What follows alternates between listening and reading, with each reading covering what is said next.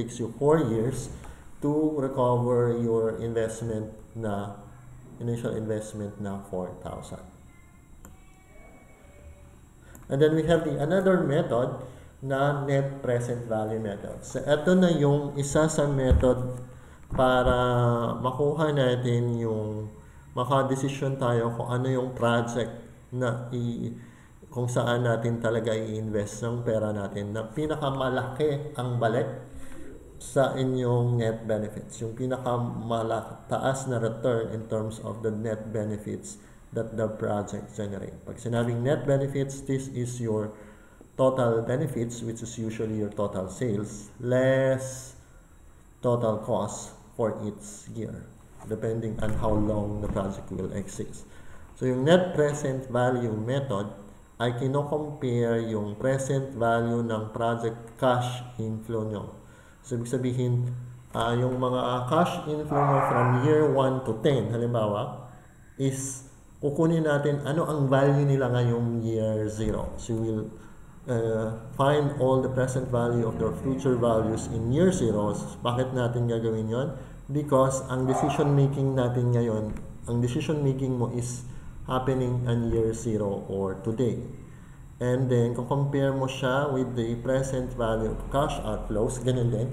So, yung future cash inflows mo from year 1 to 10, dadalhin mo lahat ng values nila in year 0 para malaman ano ang pinaka net present value ng lahat ng cash flow. No? So, you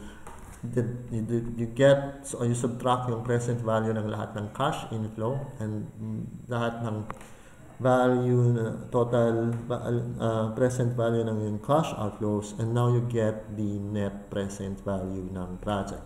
Mas madaling ma-visualize pag meron tayong example. Okay? Ang assumption dito is that lahat ng cash flows maliban sa initial investment which happened in year 0 ay nag-o-occur at the end of periods. Ibig sabihin, yung cash inflow mo for year 1, like yung total sales mo for year 1 will occur at the end of year 1. Yung total sales mo, or that will be your total benefits for year 2, will occur at the end of year 2. That's what it means.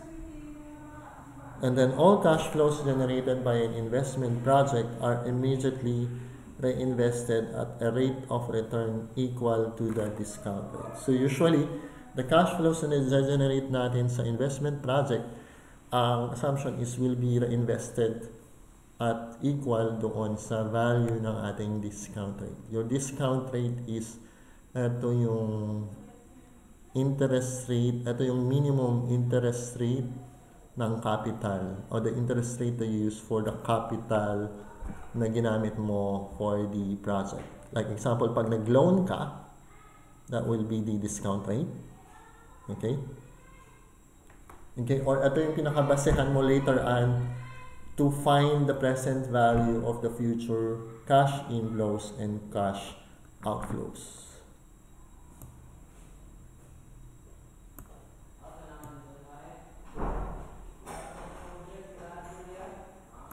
Lester Company has been offered a 5-year contract to provide component parts of a large manufacturer.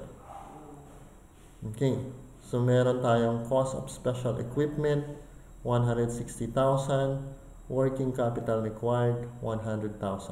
So, hindi ito naka-detail ng usual na cash flow. So, naka-summarize lang to.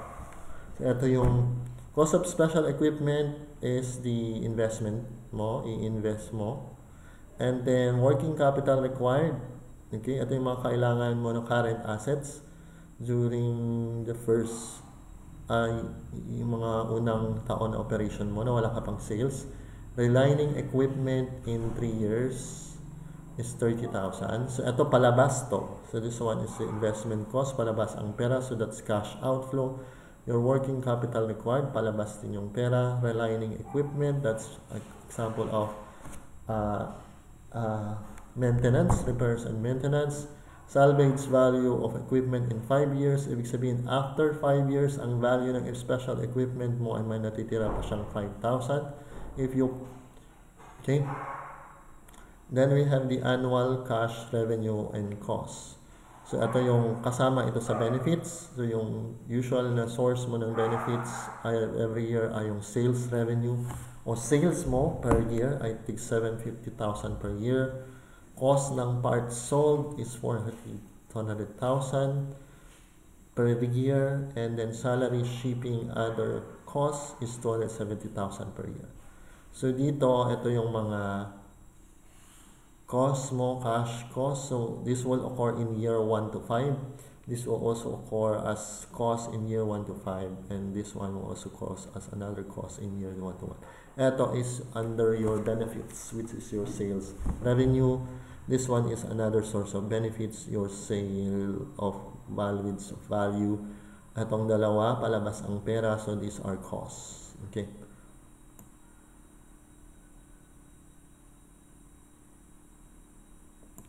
Kasi dito, annual net cash inflow from operations is sales revenue ay 750,000. Ang cost of parts sold nyo is 400,000 minus 270,000. So, ang annual net cash inflow mo from year 1 to year 5 ay 750,000 minus 400,000 minus 270,000 is equal to 80,000. So, ang annual net cash inflow mo for year 1, 2, 3, 4, and 5 ay tig 80,000. So, pag naka-parenthesis siya, ibig sabihin ima-minus mo siya. So, ito yung mga cost. Ito yung operating cost mo. Itong dalawa. Ito yung total benefits mo. So, example ng benefits mo during the operation is sales revenue. So, hindi pa natin ina-account yung anong nangyari sa year 0. So, yung now is your year 0. So, yung investment sa equipment mo ay palabas ang pera. So, that's cost. So, cash outflow yan. So, kaya ito negative sign. And then, yung working capital nyo needed, palabas din yung pera, is also 100,000. So, this all happens in year now or year 0. So, ang discount rate nyo is gagamitin natin na discount, ang gagamitin na discount factor. So, ang discount rate natin is 11%. So, usually, siniset natin yung discount rate natin equal sa magkano ang interest rate ng capital na inutang mo. Yun ay kung lahat ng capital ginastos mo para sa equipment and working capital ay inutang mo lahat. So, pwede mong gamitin yung interest rate ng inutang mo na yun, na capital, to buy all these two. Okay.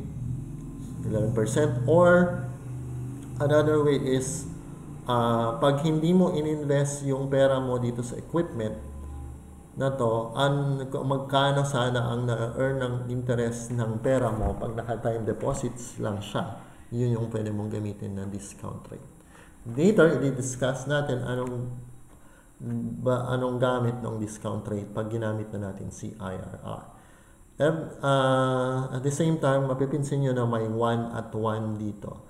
Kasi usually, ang value ng 160,000 mo sa year 0 is 160,000 pa rin. Kaya 160,000 times 1 is equal to 160,000.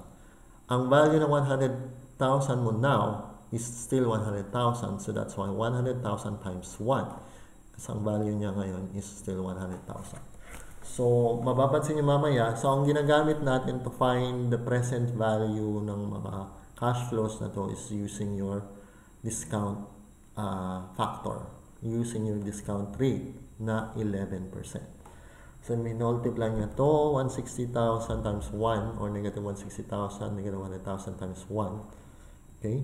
So, pag may parenthesis, ibig sabihin negative siya. Ibig sabihin sa year 0 or year now, wala ka pang sales. So, wala pang pumapasok na pera, puro palabas siya.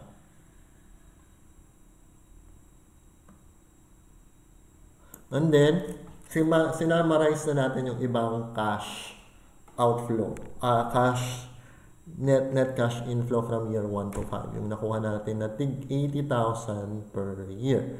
So, ang ginagawa natin dito is we use the present value of an annuity of $1 for a factor for 5 years at 11%. So, may table ka na ginagamit. Since pare-pareha siya every year, yung 1, 2, 3, 4, 5. Pag sinabi natin annuity, yung net cash inflow mo is the same for each year na sunod-sunod na taon. So that's what you call annuity. So saan niya nakuha yung 3.9696? So ang gagamitin mamaya, ito yung gagamitin mo or mo-multiply mo sa 80,000 na cash inflow sa kanyang discount factor para malaman natin na ang value niya lang ngayon sa year 0, yung 80,000, limang 80,000 mo from year 1 to year 5, ang value niya lang ay 295,680,000. Mas mababa. Because yung ibang values mo ay malayo sa year 0.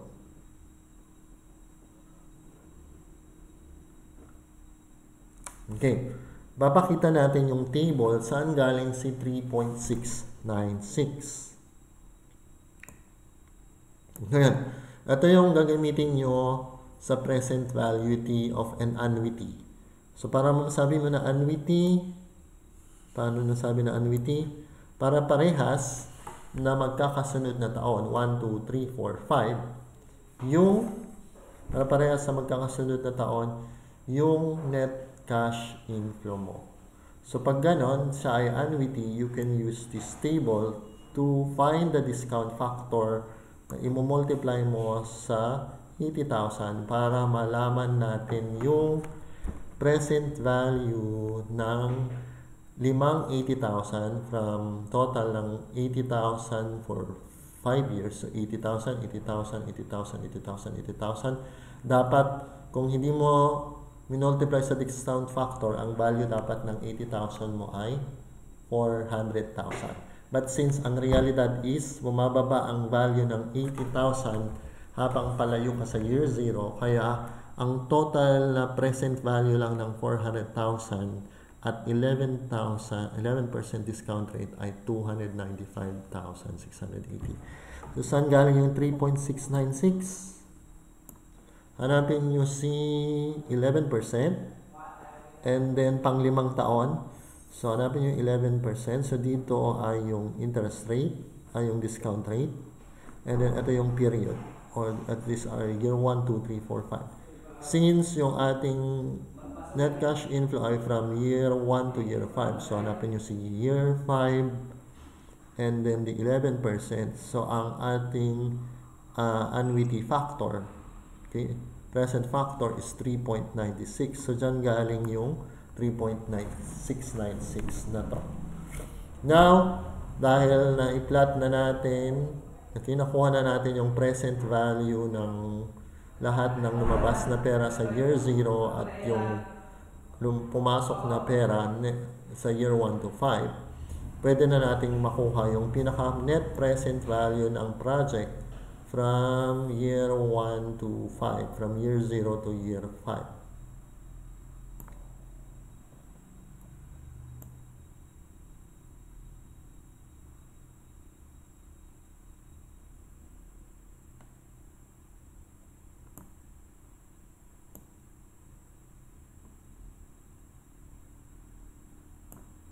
Nangyari dito. 295,000. So, dapat ang inyong net present value ng project na to is positive ito, dalawa ay negative. So, 295,000 minus 100,000 minus 160. Ang sagot nyo dapat sa net present value ay yung natitira out of 295,680 pagkatapos yung i-minus sa 100,000. Na minus 100,000 minus 160,000. Bakit minus? Dapat ito total mo to. Since ito ay negative, so magiging minus na siya.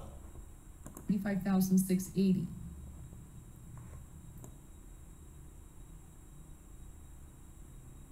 25,680. Okay, sana tayo? We keep May going. relining You have to equipment pa reline the pala. equipment in 3. So, meron ka pa palang isang gastos sa year 3 na relining equipment. So, ito ay repair maintenance. Since ito ay isang beses lang nag-occur, hindi natin pwedeng gamitin yung annuity factor. Ang gagamitin lang natin ay para malaman ano ang present value ng 30,000 3 years from now, ngayon, na today. kailangan nating makuha ano yung discount factor at 11% and year 3 para yun na i-multiply natin sa 30,000 para malaman natin ano ang value ng 30,000 sa year 0, which is 21,930.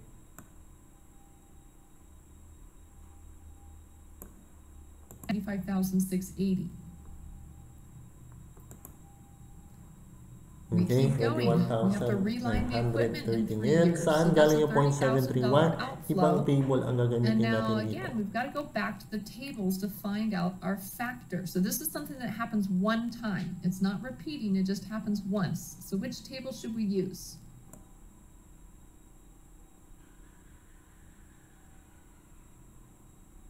Yan.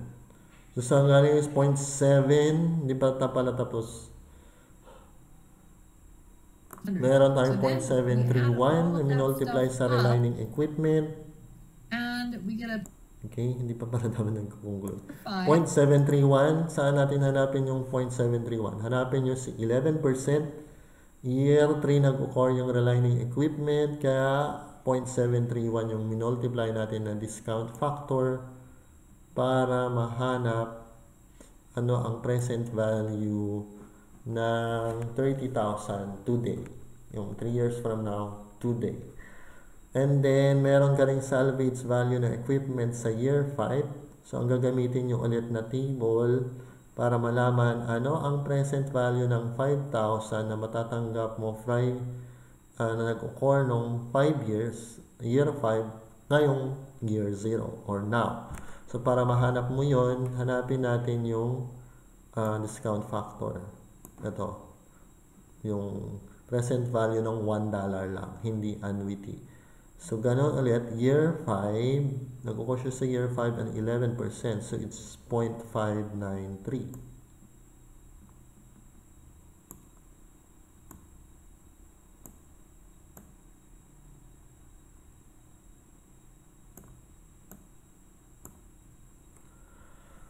So, 0.593, 5,000 times 0.593. Ibig sabihin, yung 5,000 na salvage value ng equipment or pag binenta mo yung equipment na luma na at the end of year 5, meron pa siyang natitirang value na 5,000 or mapagbebentahan ka ng 5,000.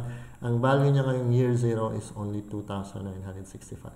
So notice na ito ay positive because the salvage value ay cash inflow. Yung relining equipment ay negative or naka-parenthesis because it is a operation na repair and maintenance. Then yung working capital release, so mababawi mo yung working capital mo later on. Okay? So positive siya, so you will be able to recover your working capital at the end of the project. So you will release the working capital. So that will be, kung dati kanina ay negative, ngayon mababawi mo na siya. So 100,000 times 0.593. Bakit 0.593? Kasi parehas na 5 years and 11% discount factor ang gagamitin nyo na kuha dito sa present value of $1 table. So 5 years, 11%, 0.593. Okay. Then, dahil kompleto na tayo, then you all you have to do is to add. But be mindful that yung mga naka-parentheses ay negative and those without the parentheses are positive numbers. So you just add them and then you get the net present value ng project na 62,265. Since positive yung net present value nyo, ibig sabihin yung ating project ay have a positive net present value na 76,015. So you try to add it yourself. Where you add first all those positives, then ima-minus nyo lahat ng may parentheses which is their values are negative. Okay? So accept the project pag ang net present value nyo ay positive. Bakit? Kasi ibig sabihin, kaya nag-positive yung net present value nyo, ibig sabihin, nabawa yung inyong net benefit, yung inyong total sales ay nabawi yung gastos nyo at may sobra pa. Kasi di ba ang ating is annual net cash inflow.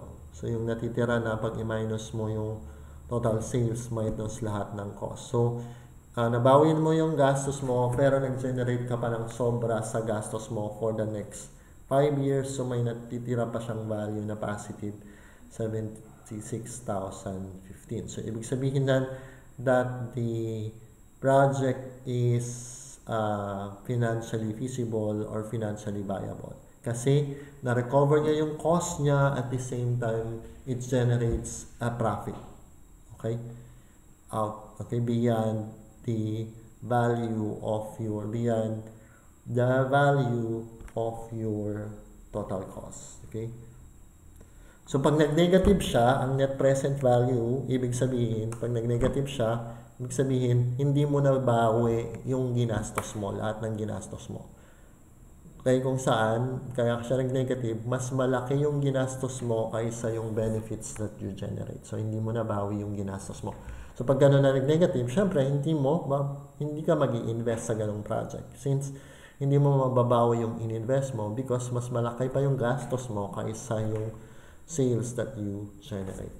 Pag zero naman yung net present value, ibig sabihin, tama lang na yung cash inflow mo ay equal lang sa yung present value ng cash inflow mo ay equal lang sa present value ng inyong cost. So, ibig sabihin, wala kang profit. Zero. Tama lang na yung na-generate mo na profit ay nagastosan yung lahat ng ginastos mo. So, pag ganito na zero profit, hindi mo rin siya tatanggapin kasi ang pinaka-goal mo na naman kung bakit ka nag-i-invest ng pera is to generate positive profit. Okay? Pero the higher the net present value, the better, syempre. Mas tatanggapin mo yung mas mataas na net present value na positive kaysa yung mas mababa na net present value.